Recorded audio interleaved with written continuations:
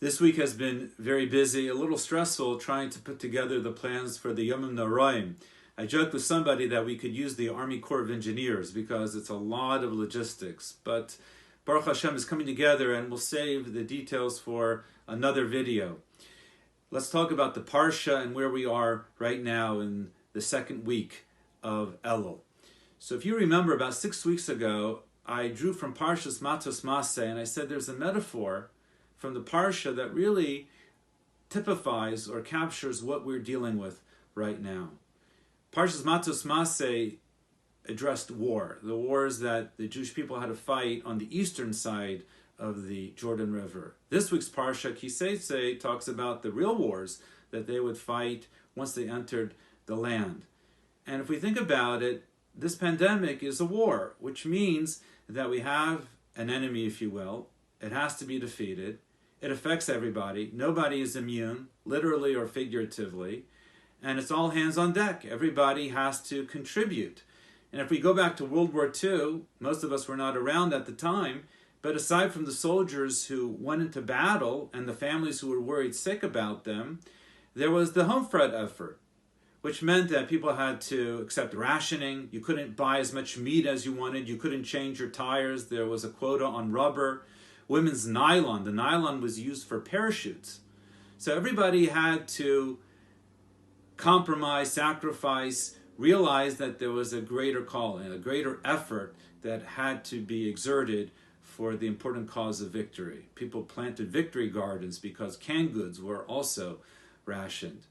And that was a team spirit, a united spirit, and it was very important in terms of the morale here at home to make sure that everybody was committed to the effort. And that's where we are as well. The Parsha brings this out because when one goes to war, aside from the danger that the enemy poses, that's obvious. The Pasuk says, V'nishmarta mikol davar ra.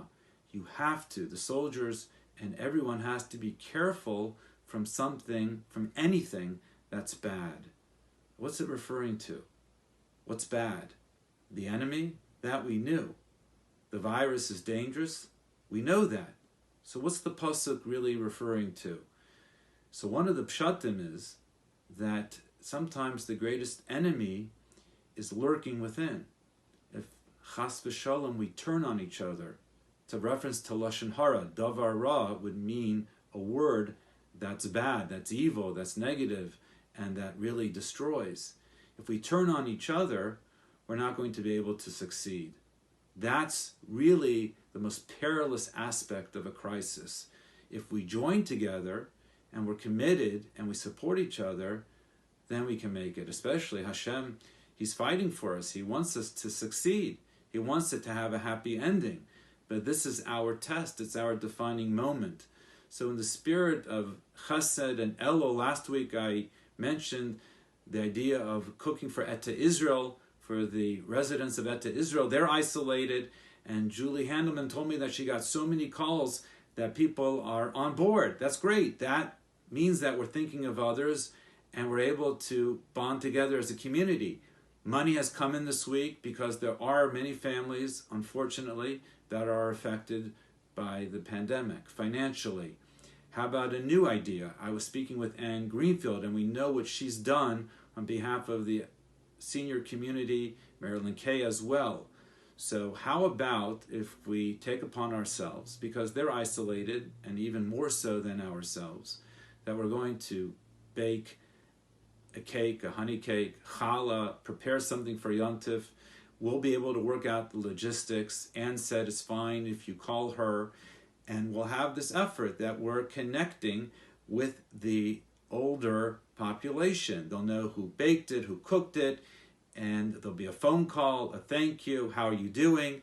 It's a conversation piece aside from, obviously, the benefit of the meal or the food itself. And this is what's important. The nishmarta mikol davar ra means that if we're all on the same team, on the same side, and we're working for each other, the shuls, the schools, the yeshivos, everyone, so then Hashem's on our side. We know that, and He's happy with what we're doing, how we're behaving, how we're managing the crisis, and that will bring about victory, that will bring about a successful end. We can't turn on each other, we have to support each other. And we're off to, Baruch Hashem, a great start, and we'll stay at it. And Be'ezras Hashem, this coming year will be a year with better news and with everything that we're hoping for, and we'll be able to reap the benefits, the silver linings of this crisis as we see great things unfold. Be'ezras Hashem. Wishing everybody a good Shabbos. Stay well.